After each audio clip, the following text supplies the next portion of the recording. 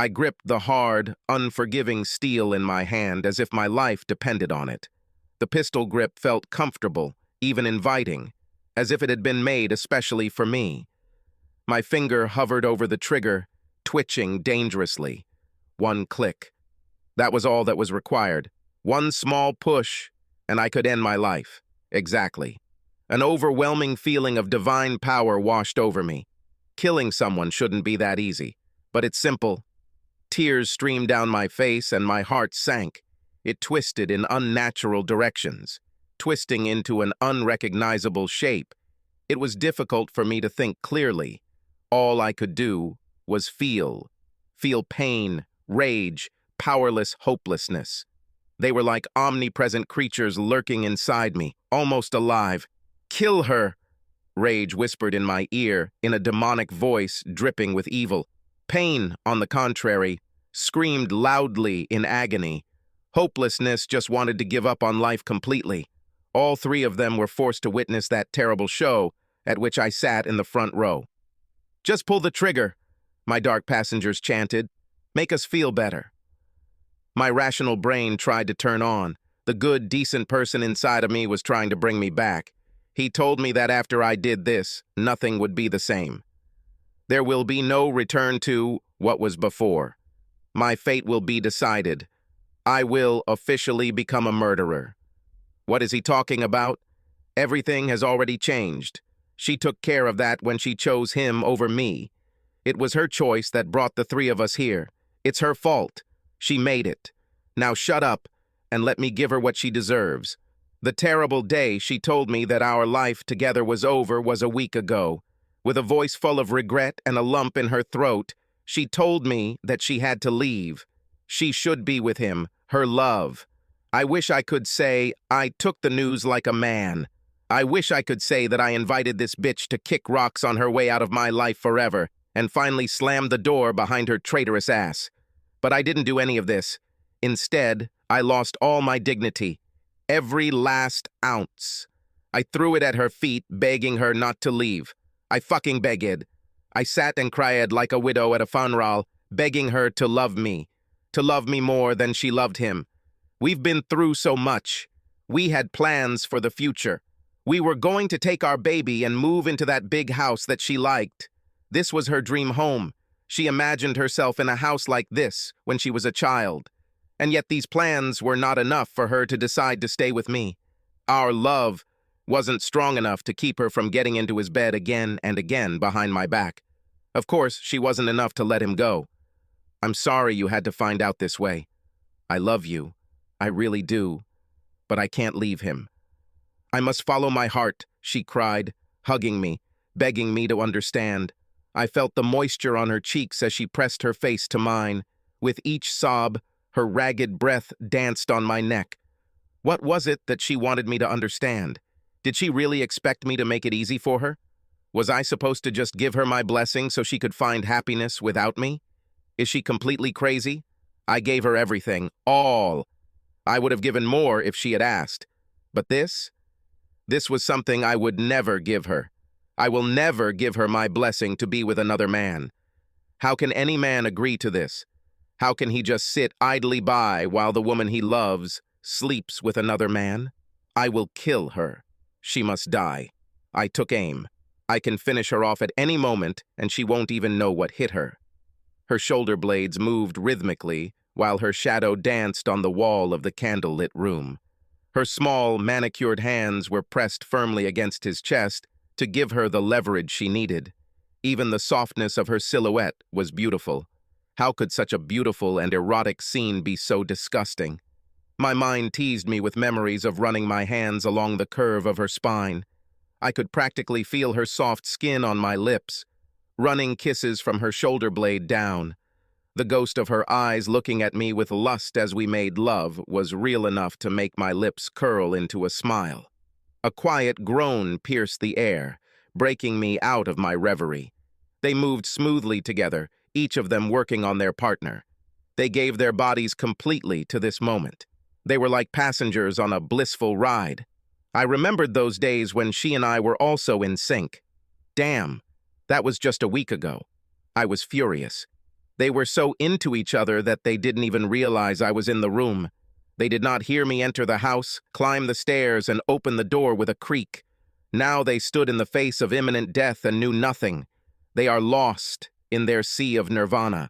How could she be with him? How could she stop loving me so easily? No matter what she said, she couldn't love me and do this to me at the same time. No person who loves someone would break their heart so easily. Did she ever love me? My heart began to beat faster, with both anger and anticipation. I mentally prepared myself for the sudden shot that would ring out after I pulled the trigger. I weakly tried to calm my nerves and stop the trembling in my hands. Shooting at paper targets at a shooting range is one thing, but like this, tears burned in their eyes as everything blurred before them. It became more and more difficult to keep the gun ready with each passing moment. I wanted them dead so badly. But I couldn't control my inner voice. My demonic passengers tried to silence him, but he was there, begging to be heard. It is not right. He was right. This was wrong. But standing there watching them make harmonious love was the hardest thing I've ever had to do. It was as if they were dancing to their own music. At that moment, I realized how well he knew her. He knew her body, every centimeter. He was with her more often than I wanted to think. She was a liar. Damn liar. She told me that her body was only meant for me. I was the only one who had the good fortune to enjoy her feminine forms. She said she belongs to me, but this idiot enjoyed the thought of making love to the woman who belonged to him. I felt my finger tighten on the trigger. I blinked to clear away the moisture. I saw my goal clearly again. Die, bitch. Just before I released hell and torment, I saw our son. He was not physically in the room, but rather a flash of memory in my head. I saw his face, similar to mine, his smile, his hair. Bobby Jr. was an exact copy of me. My finger relaxed as his eyes looked into my soul. How could I do this to him? This act of revenge will not end with the cheater dying in the arms of her lover. This will only be the beginning for Bobby. My retribution will be at his expense. Crap, I wasn't the most attentive father. I wasn't here for him, like a father should. I was practically a stranger to him. And yet, I loved him. In my own way, I loved him. Did I love him enough to let his mother burn my heart with impunity? Did I love him enough to leave everything behind for his sake? Yes, I loved it. At this thought, the gun began to lower. It was no longer aimed at her back. I died a little more inside, letting my opportunity for justice slip away. I needed it. I really needed this. But he needed her more than I needed retribution. Having made my decision, I began to slowly back away from the room. I silently and easily took each step, retreating. In the background, the two fools continued to make love, completely oblivious to how close they were to their end. I'm almost out, almost freed from the clutches of revenge. My soul remained intact. But fate has a cruel sense of humor. Just when I decided to do the honorable thing, I heard this. That gut-wrenching sound was so terrible, so wrong, that it almost killed me. No, it was not the sound of her climax that sent the killing shot through me. It hurt, but not as much as later. I love you, baby. Her quiet voice was barely audible, but her words were deafening. Those 4 words instantly consumed me, filling me with such agony that they almost crippled me. She spoke to me with the same words, in the same tone. They were spoken in a hoarse voice that trembled due to her climax, but they were full of love and affection. She loved him. Did she love him? Instantly, I felt overboard and drowning in a sea of pain, hopelessness, despair, and white-hot rage. I couldn't swim. I couldn't breathe. The water was too choppy. The waves were too strong. The more I fought it, the more my lungs burned and filled. Finally, I gave up. I didn't have the strength to resist. Fate has won. They had to die. I will end their world forever. But not like that. Not with this gun. I will not give them the peace that a silent death could provide. I wanted them to feel as much pain as I did. I wanted them to feel the same loss that I felt. If they die, they won't feel it. One of their last memories will be the sweet love they felt. It's just no good. Wanted something different. I wanted to tear them out of each other's hands, kicking and screaming. I wanted to smear everything that touched their love. I wanted to take everything they held dear and strangle them with it. I left them alone with their love. I'll give them a reprieve for tonight. Only for tonight. I hope they would like it. This will be my last gift to them. The pen is mightier than the sword. Edward Bulwer Lytton. I was going to kill them 1,000 times, using a weapon more powerful than my 9mm Beretta. I will make them wake up every morning and regret their existence with a simple device. Pens. Half an hour later, I walked into my empty apartment with a sinister smile on my face. The sadness and pain I felt was hidden by my insatiable desire to see them suffer. I wanted to see her face, distorted by such deep loss, so that it would match what I saw in the mirror when I thought about her. I sat down at the table and took out a pen and notepad. Then I started writing. The words spilled out of me like vomit. My pain burped and splashed across the paper. It took 5 drafts before I read what I wrote and was happy with it. Then I sealed their fate in an envelope, added a stamp, and walked to the nearest mailbox to drop off the letter. I could have just put it as outgoing mail in my mailbox, but I had to walk around and drop it to make sure I couldn't change my mind. As soon as I dropped the letter in the mailbox, I was left with a lonely feeling of rejection, as well as anger at the betrayal. As I trudged back to my apartment, my shoulders sagged under the weight of the world. Damn it! I hated the hell out of her. I hated her. I still loved her. My pride didn't want to admit it, but it was the truth. I will love her for some time to come. However, there was a small piece of hope left in me. I knew life would go one way or the other. Whatever happens to Rachel, days will turn into weeks, which will turn into months and years. One day, all of today's events will disappear into the ether of history. They will turn into the sad story of my past. Tomorrow's current events will eclipse today's. As I reached my doorstep, I chuckled to myself at one last thought. In about 3 days, I will change her life in such a way that she will never forget me. No matter how much time passes, she will never be able to dismiss me as a historical point in the history of her life. I'll be the idiot who changed her future. Letter, dear Robert Hamsley Sr. My name is Jonathan. You don't know me, so don't bother trying to remember my face. We met once about 3 years ago, but I doubt you even remember me. It was at a Christmas party that the company throws every year. You were so engrossed in your conversation with Rachel that you barely paid attention to me. The way you looked at her and danced with her gave the impression that there was no one there except you. No matter how many times she confessed her love for me, it didn't match the way she looked at you that evening. Then I realized it. I knew she was more in love with you than with me. That was the first time I knew you existed. She had never mentioned you in the office before. She didn't even wear a wedding ring. As soon as she stepped into that building, you no longer existed. I shouldn't have been at that party. She tried to come up with an excuse to keep me at home, but I insisted. I wanted to be with her that evening, so I ignored her flimsy arguments and came anyway. God, was this really the biggest surprise of my life? I had to throw her out of my head and run as fast as I could. But I couldn't. I refused to believe it, no matter what my head told me. Instead, I believed her lies when she told me that you meant nothing to her and that I was the only love in her life. I believed her because my heart wanted it that way. Although I know you don't know me. However, you know the woman I love. You know her well. See, you know her because you're married. We've been having an affair for 4 years now. I know what you're thinking. Yes, we're together for a little over 1/3 of your marriage.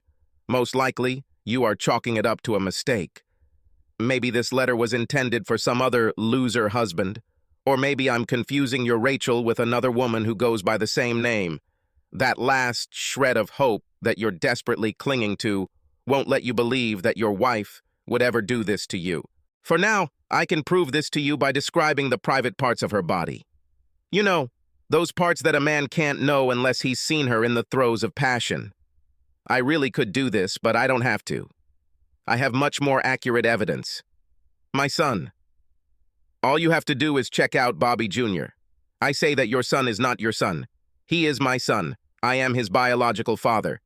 He may have your last name, but he has my blood in him. Don't believe it? Well, it's good that we live in a world of opportunities to get to the truth. All it takes is a swab from the inside of his cheek. But I'll save you time. Attached to this letter is a copy of the DNA test your wife took a couple of years ago. She doesn't know that I have it. She destroyed the original. However, when she was sleeping in my bed after showing it to me, I made a copy. Maybe I subconsciously suspected that the three of us would end up at this point. Tonight I was at your house. I saw you two having sex in your bed. It was the hardest thing I've ever had to endure. I kept remembering how Rachel and I made love on this very bed. Every time you were out of town, I was there for her.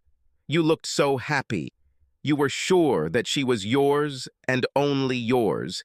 Do you want to hear something funny? Probably not, but I'll say it anyway.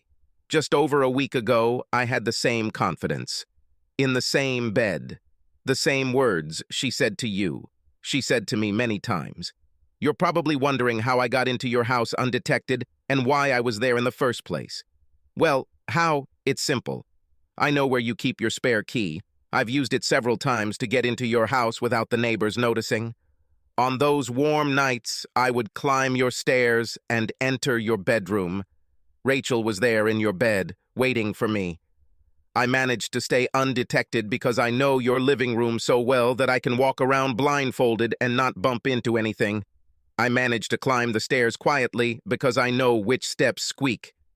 Rachel was always adamant about not waking our son. Yes, he was home, sleeping in his room, so she always made me tiptoe around. Why was I there today? The answer to this question is a little more complicated. There's no point in beating around the bush, so I'll just say it. I was there in your house to kill you both. Do you want to know what stopped me? My son. I knew that killing you two would change his life forever. I couldn't do this to him. He doesn't deserve this. I wish I could tell you that I regret all of this, but I don't. You need to know what kind of woman you are married to. The love you share with her is not just yours. This woman is not only yours. Before she decided to end our relationship, she was trying to figure out how to leave you. We were going to live together. I don't know why she suddenly changed her mind and decided to stay with you. I think you win in this aspect. But did you really do it? Does this knowledge make her love any less special? Does it hurt to know that she can give her love to someone else so easily? Since it is no longer a rare item, does that make the love in question any less valuable? Does this upset you? I hope so. I hope the pain you feel makes you smarter than me. I hope you will do what I should have done when I realized that her sweet words of love were nothing but a lie. If you're worried about having to look over your shoulder, don't be. I will end this letter with a promise. You don't have to worry about me trying to finish what I started. I won't bother you ever again. You can send the police on me and arrest me for breaking and entering if you want. But I bet you won't. I bet you understand that your quarrel is not with me, just as I realized that mine is not with you. Wouldn't you rather think of me as the guy who opened your eyes? I will never bother you again because you are both in my past. I need to let her go and heal. I can survive the pain of losing her. In the end, I'll move on and she'll just be a bullet that I dodged. What I can't handle is the pain that comes with constantly hating her. She's not worth it, not anymore. If you want my advice, get rid of her. The loss you will feel by doing this will pale in comparison to what you will experience if you always have to wonder. Every day you will ask yourself, will she leave me today for another man? Believe me when I tell you that watching her walk out of your life is enough to make a man do the unthinkable. Take this advice, whatever the cost. Sincerely finished with her, Jonathan, 3 years later. I looked at my watch for the millionth time and stared at the pimply teenager who couldn't figure out how to make a simple sandwich. How long will it take? If I had known I would have to wait that long, I would have gone back there and done it myself. I was already in a bad mood. It's been 2.5 years since I was last here. There were many bad memories associated with him. My plan was to close this contract my job sent me to sign and get the hell out of here. If I'm lucky, I'll be able to do this without running into ghosts from my past. John? I'm never lucky. I heard my name spoken almost in a whisper as I stood in line waiting for my lunch order to be collected. A quiet, sad voice came from behind me.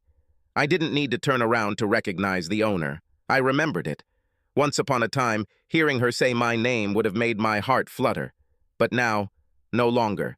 I turned to face the beautiful siren of my past. Rachel. My eyes met hers again, just like many times before. A strange feeling of déjà vu washed over me. This was where our first date was many years ago. It wasn't really a date. It was more like lunch with a colleague. At least that's what we told ourselves at the time. However, the undeniable physical attraction between us, as well as the growing sexual tension due to flirtatious banter, mixed with sexual innuendo, made our shared lunch anything but innocent. At that time, I knew nothing about her husband. For me, she was an accessible woman. But to be completely honest, I wouldn't care if I did. As soon as I looked into her eyes and heard her guttural laugh, I was lost. I succumbed to her charms, her song, and, in the end, met my fate. Yes, I felt nostalgic for the erotic memories Rachel and I had. But other memories followed. Disappointment, loneliness, insanity. Rachel flashed a small smile and waved as I turned to her. "I thought it was you," she said, giving me another one. "Hey, Rach," I said, unwittingly doing the same to her. An old habit. She was still a knockout. I couldn't help but appreciate it. "I didn't expect to run into you here." I was pleasantly surprised at how calm my inner state was. My voice was smooth and full of sincere warmth. I didn't have to pretend at all. There was a time when just hearing her name, even if it was addressed to another woman, would send me into a tailspin. But here I stand in front of the object of my death and feel completely under control. "The same. You disappeared when you transferred." Her eyes broke contact for a moment and looked down. Something like melancholy flashed across her face, but it was a quick flash. I nodded in agreement. "Yes, I had to leave. I needed a change of scenery, you know? I needed space." She nodded grimly at what was left unsaid. "Yes, I think we both needed it." An awkward silence followed. She looked like she was about to say something else, but I heard someone call me. I had to abruptly break away from the conversation to look at the waiter. Once I made eye contact with him, letting him know that the food was mine, I quickly returned my attention to Rachel. "Well, it's my turn. It was nice meeting you, Rach." She smiled at me with thin lips and exhaled too loudly. She didn't seem to be done with the conversation and was a little upset that we had been interrupted. But all she said was, "It was nice meeting you too, John." With these words, I turned away from her to go get food. I was about to leave, but as I passed Rachel, she lightly grabbed my arm to stop me. "Hey, John, are you in a hurry? I was hoping that maybe we could, talk. There was a lot left unsaid between us." I wanted to refuse her. Memory lane isn't exactly a walk in the park, but deep down I knew she was right. The situation really needed to be clarified a little. "Certainly. I don't have to go back right now. I'll take a table over there and wait for you," I said, pointing to an empty table in the corner of the restaurant. She tilted her head back and glanced over her shoulder to see where I was pointing. Her hair fanned out from the rapid movement of her head. If cameras had been trained on her, this moment could have been slowed down and turned into an ad for $1 million shampoo. "Okay, I'll take my order and join you," she said with a smile. I sat down at the table and began laying out the contents of my lunch. I was a little annoyed because I had a bag of food instead of a tray, but using my bag as a plate to change food wasn't too bad. About 5 minutes later, Rachel sat in the chair opposite me. At first, we both ate in silence. It was her party, so I assumed she would start over. Although I had some burning questions that had been plaguing me for the past few years, I couldn't find the words to ask them. I hoped she would start talking and lead me to what I needed to know. Apparently, she had the same hope. So we both sat in awkward, tense silence. Chewing. Neither of us tried to look each other in the eyes. Out of the corner of my eye, I noticed that she was looking at the far wall. I did the same. "Why did you do this to me, John? Why did you ruin my life?" I looked at her and saw that her eyes were full of tears. "A gun or a letter?" "Both. Mostly writing. I actually understand guns, believe it or not." "But you don't understand the letter? Really?" She sniffed and wiped her eyes. "No, I don't know. Not really. I can understand your desire to kill me, although I will never believe that you could do it. You're too good a guy. But I would never have expected you to go out of your way and intentionally hurt me like this. With this letter, you decided to ruin my life. The way it was written, it was like you deliberately chose the wording that would cause the most damage. I thought you were different. I couldn't understand how I felt hearing her say that. This irritated me the most. She broke my heart as easily as a child breaks fine chine, and now she's judging me for what I did in retaliation, without even judging me for trying to kill her. She understood this. She was offended that I told the truth about her. Despite my righteous indignation, there was something else I felt too. Believe it or not, at the same time I felt guilty. Not for what I did to her, but for why I did it. After dealing with the pain, I was able to look back on my time with Rachel. All the memories I had with her, all the declarations of love, they were not mine. They belonged to him. I felt bad because I didn't do it because it was the right thing to do. I wasn't honest. I did it as a passive-aggressive act of revenge for a broken heart. She was right. I was completely different. I was always taught to do the right thing. That's not what my father told me. But all the time I spent with her after I found out she was married, I was someone I didn't recognize. But I'll be damned if she judges me. Did you think I was different in some way? Are you serious? No. You thought I'd just disappear and keep your dirty little secret. I wasn't the one who cheated on your husband, Rachel. It's all you. I didn't know him. I didn't love him. You loved him. You swore with him, and then broke those vows with me. Now you want to blame your failed marriage on me because I told him what you did to him? I think this is nonsense. If you want to blame someone for the fact that your marriage is falling apart, look in the mirror. Her head snapped towards me, our eyes finally meeting. I saw small embers of angry fire behind them, but they quickly went out. She couldn't argue with the truth. She knew I was right. After a moment, her eyes broke contact again, this time looking down at her food. "You're right," she agreed reluctantly. Another awkward silence threatened to engulf us, so I decided it was my turn to ask what had been secretly nagging me, even after all this time. "Why didn't you choose me? If your marriage was as bad and unloving as you claimed, why did you stay in it? After all the times you told me you loved me and all the plans we made, you still stayed with him. Why?" She chewed the roast so as not to answer right away. I waited for her to speak again. Now it was her turn to continue. I wasn't going to help her out by speaking first. "I really loved you, John. This is true. I wanted to leave him and run away with you. When I was with you, it seemed like the whole world stopped moving. Nothing else mattered. When I was far from you, I dreamed of seeing you again." "But," I asked when she paused for a moment longer than she should have. I was afraid that she would run out of momentum. "But I loved him too." "Sorry. And this is also true. I know I told you the marriage was in trouble. For some time, this was the case." Her gaze became distant before she continued. "We were both very young when we met. In fact, I just turned 20 a few months ago. It was all about sex back then. We couldn't keep our hands off each other. After just 6 months of dating, we got married. We didn't even have a real wedding. It didn't matter at the time. The only thing we cared about was a vow of eternal love. The first few years were wonderful. We had sex at every opportunity in any place that was even slightly covered. We couldn't go more than a few hours without calling each other when we were separated. We even took a shower together every morning before going to work. Then tension arose between us.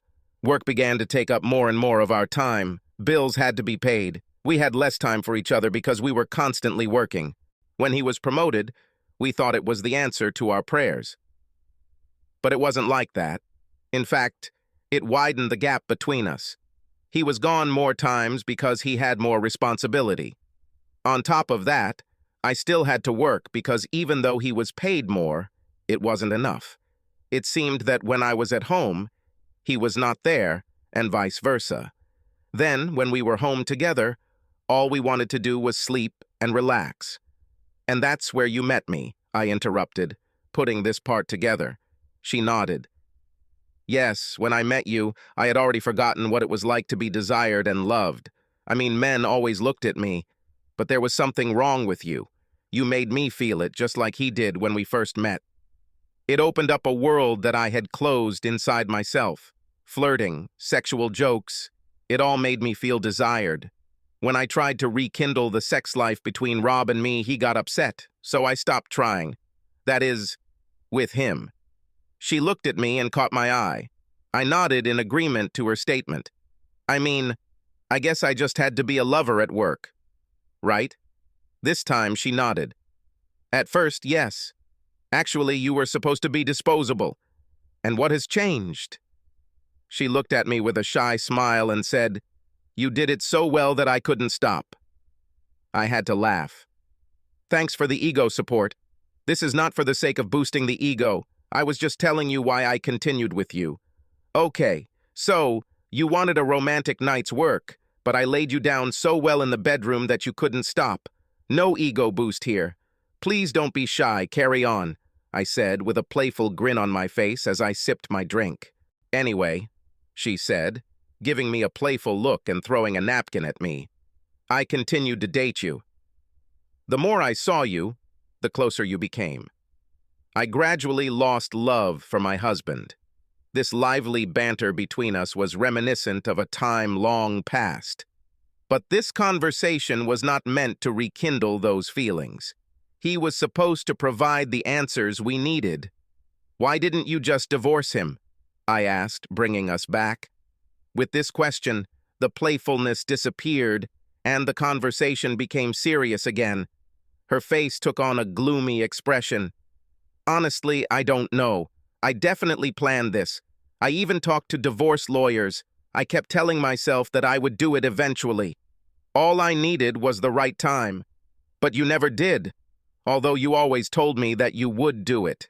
I paused and placed my elbows on the table, placing my palms together to form a triangle. Then I rested my chin on my fists. With an exhale, I said, "Do you want to know what I think? I think there was never a right time because you were never going to do it, am I right?" She wiped a tear from her eye and nodded. Yes, I pursed my lips, frowning, and suppressed the half-hearted response that tried to escape. I raised my head, took a deep breath, and carefully chose the following words. "You're going to have to help me, Rach, because I think you're a heartless bitch." Okay. Perhaps I didn't choose my words carefully enough, and yet my answer was honest. She looked at me with eyes full of pain and surprise. I jumped up and continued, "You want me to believe that you are not the monster I think you are? But the facts paint a different picture. You were married, and you made me believe that you were single. When I found out you were married, you led me to believe that the marriage was in danger, even though you had just admitted that you had no real intention of ending it. I was originally supposed to be half a fuck buddy, but you went on dates with me, talked about a future with me, and even had a fucking baby with me. For God's sake, we even looked for a house together.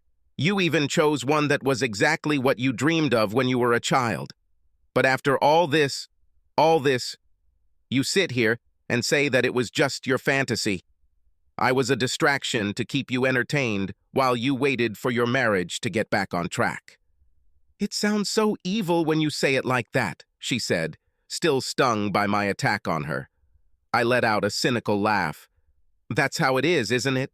You should have told me that you're just playing a game to spice up your life. Maybe then I wouldn't involve my heart in this." She took a minute to collect her thoughts before answering.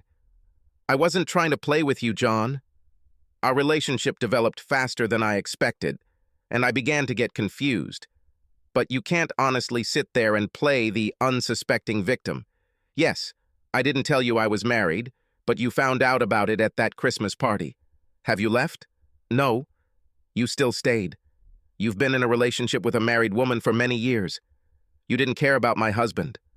What you really wanted was for me to leave him and take you in his place.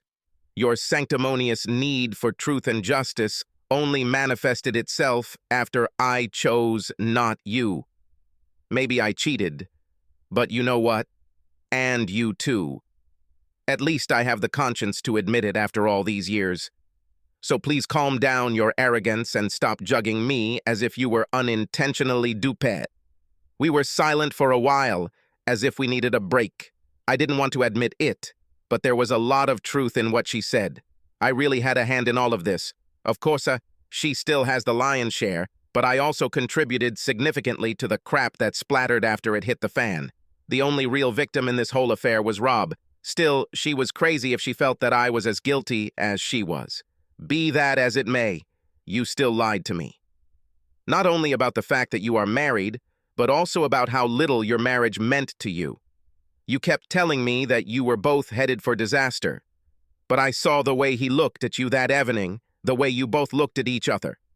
There was real love there. You made me believe that it didn't happen, because you knew that, if you told me the truth, I wouldn't fall in love with you. So that's what you're thinking about? Do you think I came up with this whole plan to make you fall in love with me so I could dump you at the last minute? Come on, John. She shifted in her chair and crossed her arms. We sat in silence, listening to my watch, counting down the seconds. Around us, people were talking happily and eating, as if we did not exist. Funny how life works.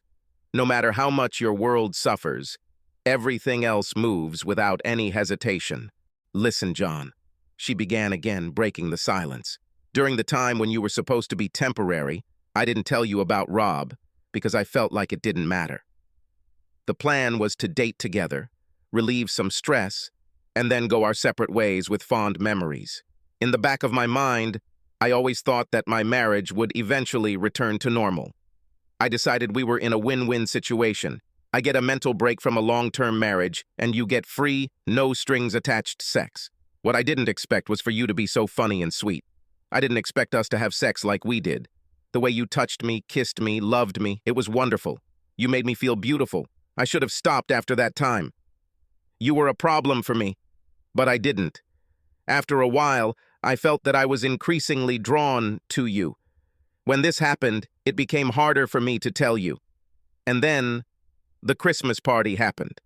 Yes, Christmas party, I said sadly, as memories of that evening came flooding back to me. Finding out that the woman I was falling in love with was actually married to someone else was a gut punch to no end.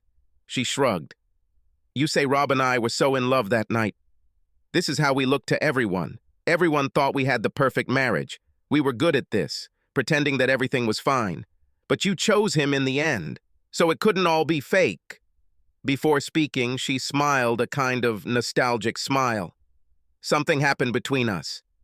I can't say exactly when or what it was, but something clicked. Maybe it was his part, or maybe I was just giving off a different vibe. I don't know. All I know is that we just started clicking again. It seemed that we had been in this thick fog for so long that we had forgotten about the sunlight. Then suddenly everything became clear and we finally saw each other. I snorted and shook my head.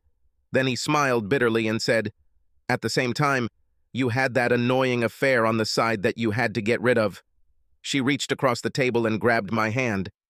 Maybe it was like that at first, but you have become much more. You can be angry with me for a lot of things. Lord knows you have options to choose from, but I can't let you think that I made the decision to let you go easily. It was one of the hardest things I've ever had to do. I snatched her hand away. Who cares how hard it was for her to break my heart? It won't restore it. In fact, it seemed quite as selfish. Was she now a victim? What about our son? I asked, changing the subject. I was tired of hearing how much she didn't want to hurt me. It was time to move on to another topic that was tormenting me. Bobby? And what happened to him? Does he know about me? Her eyes were full of tears again. No. He is only 6 years old. Too young to understand this. Luckily, he was young enough that he didn't fully understand what was going on between his father and me. All he knows is that Dad doesn't live with us anymore, but he still spends a lot of time with him. He gets double presents on Christmas and birthdays. and his father comes and takes him out for ice cream. If I tell him about you, it will be many years later." She wiped her eyes, then remembered something. She looked at me with narrowed eyes. "Just curious, I guess. You know, I always wanted a son, I told you. Now I have him, but I don't have the opportunity to be involved in any part of his life. It's just hard for me, that's all." She continued to look at me with suspicion. "You're not going to start a scandal over Bobby, are you?" "If so, then don't," she said in a voice that was both a warning and a threat. "Look, Rach, I'm not trying to ruin everything for you, not really, but you have to understand what I'm going through right now. I have a son who knows nothing about me. You forget that I wanted to take you and arrange your life. When you told me you were pregnant and that the baby was probably mine, I dreamed of a future with you and Bobby. You snatched this dream from me." She stared at me in disbelief, and then her face became angry. "What are you going through? I need to understand what you're going through. You were gone for 3 years, and you didn't even pick up the phone to see if Bobby was okay. I haven't seen a single check for alimony from you, and you haven't even tried to start doing it. So, don't you dare sit here and try to claim it as if you've been scammed. The reason I didn't do it was because I was your dark little secret for 4 years. I couldn't be there for my son, because if I was there, you'd have to tell your husband who his real father is." "Okay, I understand. How do you justify the last 3 years?" She challenged me. "After you blew up my life and told Rob everything, why didn't you try to help your son?" "I needed to get away from you. If I had stayed, I would have done something crazy. I left for our safety." She leaned back in her chair and glared at me. "So you left your son, the son you always wanted, because you couldn't control yourself around your mother? Don't you dare turn this against me. You have broken my heart." She leaned forward and gave me a challenging look. "I have nothing against you, John, but I want to say one thing. Yes, I broke your heart.